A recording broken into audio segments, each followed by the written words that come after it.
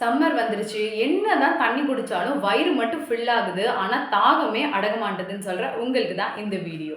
சம்மர்ல நம்மளுடைய பாடி ரொம்ப டீஹைட்ரேஷனா இருக்கும். அந்த தாகத்த தணிக்கிறதுக்கு ஒரு பெஸ்ட் ஃபுட் தான் வெள்ளரிக்காய். இந்த வெள்ளரிக்காயை நீங்க அப்படியே கழுவிட்டு சாப்பிடும் பொழுது டெஃபினட்டா உங்களுக்கு அந்த நாவு வறட்சியிலிருந்து ஒரு விடுதலை கிடைக்கும். நெக்ஸ்ட் பார்த்தீங்கன்னா, நீங்க நீர் பழங்கள் அதாவது வாட்டர்மெலன், கிரேப்ஸ், ஆரஞ்சு இந்த மாதிரியான பழங்கள் நீங்க அதிகமா எடுத்துக்கும் பொழுது உங்களுக்கு இந்த நாவு வறட்சியிலிருந்து ஒரு தீர்வு கிடைக்கும்.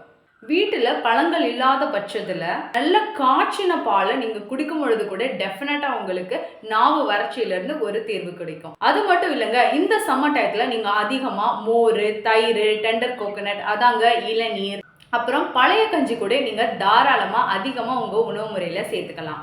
அப்படி சேர்க்கும் பொழுது உங்களுடைய உடல் சூட்டையும் இது குறைச்சி உங்களுடைய நாவு வறட்சியிலிருந்தும் இது உங்களுக்கு ஒரு சொல்யூஷன் கொடுக்குது.